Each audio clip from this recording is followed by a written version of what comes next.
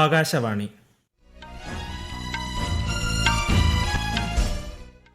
നമസ്കാരം. വാർത്തകൾ വായിക്കുന്നത് ഹരിഷ്ണ.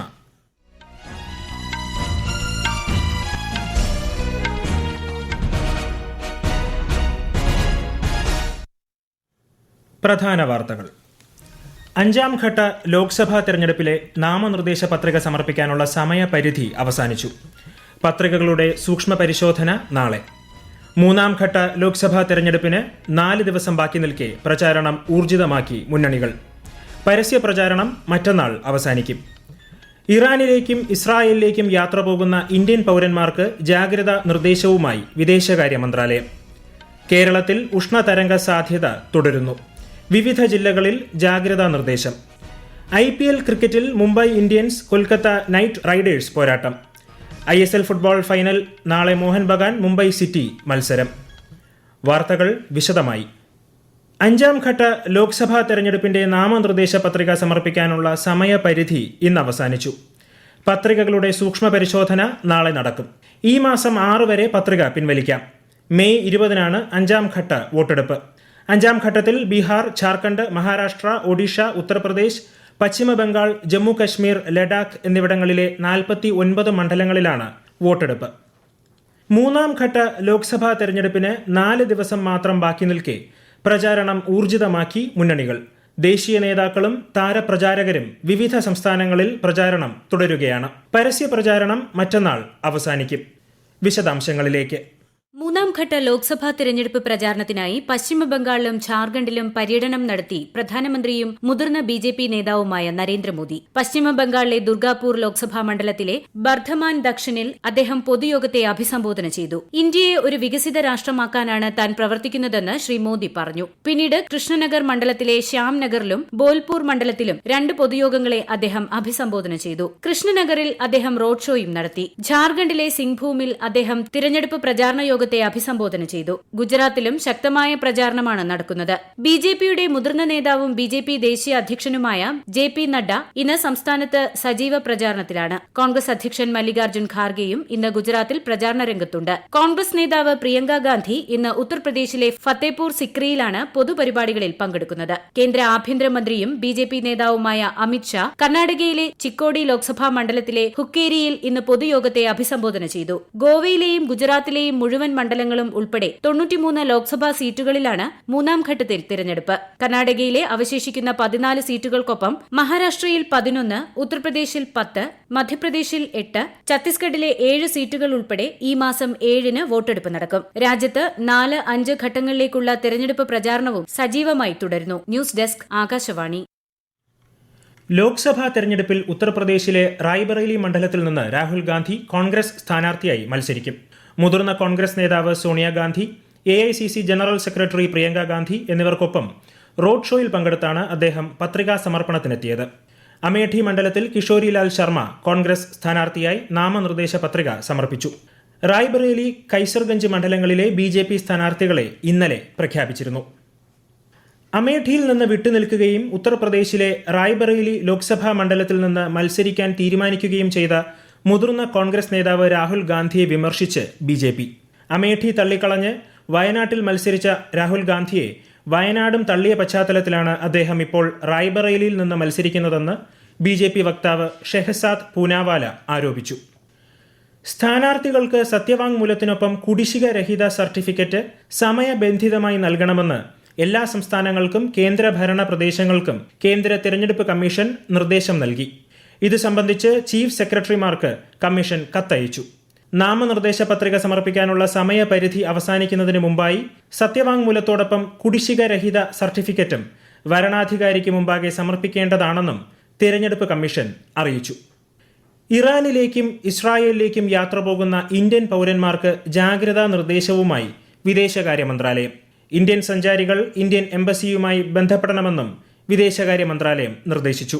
മേഖലയിലെ സ്ഥിതിഗതികൾ ഇന്ത്യ സൂക്ഷ്മമായി നിരീക്ഷിച്ചു വരികയാണെന്ന് മന്ത്രാലയ വക്താവ് രൺധീർ ജയ്സ്വാൾ പറഞ്ഞു. ഈ വാർത്തകൾ ആകാശവാണിയിൽ നിന്ന്. ആകാശവാണി വാർത്തകളും വാർത്താധിഷ്ഠിത പരിപാടികളും all India radio news Thiruvananthapuram എന്ന യൂട്യൂബ് ചാനലിൽ ലഭ്യമാണ്. കൂടുതൽ വാർത്തകൾക്കായി @AllIndiaRadioNews തിരുവനന്തപുരം എന്ന ഫേസ്ബുക്ക് പേജും @AERnews_TVM എന്ന എക്സ് ഹാൻഡിലും സന്ദർശിക്കാം. IPL ക്രിക്കറ്റിൽ മുംബൈ ഇന്ത്യൻസ് കൊൽക്കത്ത നൈറ്റ് റൈഡേഴ്സിനെ നേരിടുന്നു. മുംബൈയിലെ വാങ്കഡെ സ്റ്റേഡിയത്തിലാണ് മത്സരം പുരോഗമിക്കുന്നത്. ടോസ് നേടിയ മുംബൈ കൊൽക്കത്തയെ ബാറ്റിംഗിന് അയച്ചു. ISL ഫുട്ബോൾ ഫൈനൽ മത്സരത്തിൽ മോഹൻ ബഗാനും മുംബൈ സിറ്റിയും നാളെ ഏറ്റുമുട്ടും. കൊൽക്കത്തയിലെ സോൾട്ട് ലേക്ക് സ്റ്റേഡിയത്തിൽ രാത്രി 7:30 കലാശ പോരാട്ടം. സെമിയിൽ FC ഗോവയെ പരാജയപ്പെടുത്തിയാണ് മുംബൈ സിറ്റി ഫൈനലിലെത്തിയത്. മോഹൻ ബഗാൻ ഒഡീഷ FCയെയാണ് സെമിയിൽ കീഴടക്കിയത്. ആലപ്പുഴ, പാലക്കാട്, തൃശൂർ, കോഴിക്കോട് ജില്ലകളിൽ ഉഷ്ണതരംഗ സാധ്യത നിലനിൽക്കുന്നതിനാൽ കേന്ദ്ര കാലാവസ്ഥാ വകുപ്പ് മഞ്ഞ ജാഗ്രത പ്രഖ്യാപിച്ചു.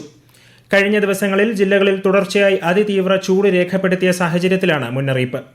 പാലക്കാട് ജില്ലയിൽ ചൊവ്വാഴ്ച വരെ ഉയർന്ന താപനില 40 ഡിഗ്രി സെൽഷ്യസ് വരെയും, കൊല്ലം, കോഴിക്കോട് ജില്ലകളിൽ ഉയർന്ന താപനില 39 ഡിഗ്രി സെൽഷ്യസ് വരെയും, തൃശൂർ ജില്ലയിൽ ഉയർന്ന താപനില 38 ഡിഗ്രി സെൽഷ്യസ് വരെയും, ആലപ്പുഴ, കോട്ടയം, പത്തനംതിട്ട, കണ്ണൂർ ജില്ലകളിൽ ഉയർന്ന താപനില 37 ഡിഗ്രി സെൽഷ്യസ് വരെയും, തിരുവനന്തപുരം, എറണാകുളം, മലപ്പുറം, കാസർഗോഡ് ജില്ലകളിൽ ഉയർന്ന താപനില 36 ഡിഗ്രി സെൽഷ്യസ് വരെയും ഉയരാൻ സാധ്യതയുണ്ട്. കേരളത്തിൽ ഉഷ്ണതരംഗ സാധ്യത വർദ്ധിച്ചതിനാൽ റേഷൻ കടകളുടെ പ്രവർത്തന സമയം പുനഃക്രമീകരിച്ചു. രാവിലെ 8 മുതൽ 11 വരെയും വൈകിട്ട് 4 മുതൽ 8 വരെയുമായി സമയം ക്രമീകരിച്ചതായി പൊതുവിതരണ ഉപഭോക്തൃകാര്യ കമ്മീഷണർ അറിയിച്ചു. സംസ്ഥാനത്ത് അടുത്ത 5 ദിവസം നേരിയ മഴയ്ക്ക് സാധ്യതയെന്ന് കേന്ദ്ര കാലാവസ്ഥാ വകുപ്പ്. വയനാട് ജില്ലയിൽ ചൊവ്വാഴ്ച മഞ്ഞ ജാഗ്രത പ്രഖ്യാപിച്ചു. കള്ളക്കടൽ പ്രതിഭാസത്തിന്റെ ഭാഗമായി കേരള തീരത്തും തെക്കൻ തമിഴ്നാട് തീരത്തും അതിതീവ്ര തിരമാലകൾ കാരണം നാളെ രാവിലെ മുതൽ മറ്റന്നാൾ രാത്രി വരെ ശക്തിയേറിയ കടലാക്രമണത്തിന് സാധ്യതയുണ്ടെന്ന് ദേശീയ സമുദ്രസ്ഥിതി പഠന ഗവേഷണ കേന്ദ്രം അറിയിച്ചു. ഈ തീരങ്ങളിൽ റെഡ് അലർട്ട് പ്രഖ്യാപിച്ചിട്ടുള്ളതിനാൽ മത്സ്യത്തൊഴിലാളികളും തീരദേശവാസികളും ജാഗ്രത പാലിക്കണം. സംസ്ഥാനത്ത് ലോഡ് ഷെഡിംഗ് ഉണ്ടാകില്ലെന്ന് KSEB. പൊതുജനങ്ങളുടെ സഹകരണത്തോടെ ഊർജ്ജ സംരക്ഷണ പ്രവർത്തനങ്ങൾ ഉറപ്പാക്കാൻ KSEB റിപ്പോർട്ടിന്റെ അടിസ്ഥാനത്തിൽ വൈദ്യുതി വകുപ്പ് തീരുമാനിച്ചു. രാത്രി 10 മണി മുതൽ പുലർച്ചെ 2 മണി വരെ വൈദ്യുതി ആവശ്യത്തിന് മാത്രം ഉപയോഗിക്കണമെന്ന് KSEB അഭ്യർത്ഥിച്ചു. വീടുകളിൽ എയർ കണ്ടീഷണറുകൾ ഊഷ്മാവ് 26 ഡിഗ്രിക്ക് മുകളിലായി സെറ്റ് ചെയ്യുന്നതാണ് അഭികാമ്യം. 2 ദിവസത്തെ സ്ഥിതി വിലയിരുത്തിയ ശേഷം KSEB സർക്കാരിന് വീണ്ടും റിപ്പോർട്ട് നൽകും. കള്ളക്കടൽ പ്രതിഭാസത്തെ തുടർന്ന് മുതലപ്പൊഴി അഴിമുഖം വഴി മത്സ്യബന്ധനത്തിന് പോകാൻ പാടില്ല എന്ന് ഫിഷറീസ് ഡിപ്പാർട്ട്മെന്റിന്റെ കർശന നിർദ്ദേശം. കോസ്റ്റൽ പോലീസ് പെട്രോളിംഗ് ആരംഭിച്ചു. ഇന്ത്യ നെതർലാൻഡ്സ് ഉഭയകക്ഷി ബന്ധം, സഹകരണം എന്നിവ ഹേഗിൽ നടന്ന 12ാമത് വിദേശകാര്യ ചർച്ചകൾ വിലയിരുത്തി. 2022 ന്യൂഡൽഹിയിലാണ് ഇതിനു മുമ്പ് ഇന്ത്യ നെതർലാൻഡ്സ് ചർച്ചകൾ നടന്നത്. ജലം, കൃഷി, ആരോഗ്യം, ശാസ്ത്രം, സാങ്കേതിക വിദ്യ, അർദ്ധചാലകം, ഹരിത ഹൈഡ്രജൻ തുടങ്ങിയവ ചർച്ചാ വിഷയമായി. ICC ഏകദിന T20 റാങ്കിങ്ങിൽ 1ാം സ്ഥാനം നിലനിർത്തി ഇന്ത്യ. ഏകദിന റാങ്കിങ്ങിൽ 116 പോയിന്റുമായി ഓസ്ട്രേലിയ 2ാമതും 112 പോയിന്റുമായി ദക്ഷിണാഫ്രിക്ക 3ാമതുമാണുള്ളത്. ലോകകപ്പ് ഫൈനലിൽ ഓസ്ട്രേലിയയോട് പരാജയപ്പെട്ടെങ്കിലും 122 പോയിന്റുമായാണ് ഇന്ത്യ മുന്നിലെത്തിയത്. T20 റാങ്കിങ്ങിൽ ഓസ്ട്രേലിയയെയും ഇംഗ്ലണ്ടിനെയും ബഹുദൂരം പിന്തള്ളി 264 പോയിന്റുമായാണ് ഇന്ത്യൻ സംഘത്തിന്റെ മുന്നേറ്റം. അതേസമയം ടെസ്റ്റ് റാങ്കിങ്ങിൽ ഇന്ത്യയെ 2ാം സ്ഥാനത്തേക്ക് പിന്തള്ളി ഓസ്ട്രേലിയ 1ാമതെത്തി. ഇംഗ്ലണ്ടാണ് 3ാമത്. രാജ്യത്തെ ഓഹരി വിപണികളിൽ നഷ്ടം. ബോംബെ ഓഹരി സൂചിക സെൻസെക്സ് 732 പോയിന്റ് നഷ്ടത്തിൽ 73,878-ലും ദേശീയ ഓഹരി സൂചിക നിഫ്റ്റി 172 പോയിന്റ് നഷ്ടത്തിൽ 22,475-ലും വ്യാപാരം അവസാനിപ്പിച്ചു. സ്വർണ്ണവില കുറഞ്ഞു. പവന് 400 രൂപ കുറഞ്ഞ് 52,600 രൂപയും ഗ്രാമിന് 6,575 രൂപയുമാണ് ഇന്നത്തെ വില. ദുബായിലെ ഏറ്റവും വലിയ കലാപ്രദർശനമായ വേൾഡ് ആർട്ട് ദുബായിയുടെ 10ാം വാർഷിക പതിപ്പിന് തുടക്കമായി. ഇന്ത്യൻ കലാകാരന്മാരുടെയും കലാസംഘടനകളുടെയും സൃഷ്ടികൾ പ്രദർശിപ്പിക്കുന്ന മേള ഈ മാസം 5 വരെ തുടരും. 60-ലധികം രാജ്യങ്ങളിൽ നിന്നുള്ള 10,000-ലധികം കലാസൃഷ്ടികൾ പ്രദർശനത്തിൽ ഉണ്ടാകും. പ്രധാന വാർത്തകൾ വീണ്ടും. 5ാം ഘട്ട ലോക്സഭാ തെരഞ്ഞെടുപ്പിലെ നാമനിർദ്ദേശ പത്രിക സമർപ്പിക്കാനുള്ള സമയപരിധി അവസാനിച്ചു. പത്രികകളുടെ സൂക്ഷ്മ പരിശോധന നാളെ. 3ാം ഘട്ട ലോക്സഭാ തെരഞ്ഞെടുപ്പിന് 4 ദിവസം ബാക്കി നിൽക്കെ പ്രചാരണം ഊർജിതമാക്കി മുന്നണികൾ. പരസ്യ പ്രചാരണം മറ്റന്നാൾ അവസാനിക്കും. ഇറാനിലേക്കും ഇസ്രായേലിലേക്കും യാത്ര പോകുന്ന ഇന്ത്യൻ പൗരന്മാർക്ക് ജാഗ്രതാ നിർദ്ദേശവുമായി വിദേശകാര്യ മന്ത്രാലയം.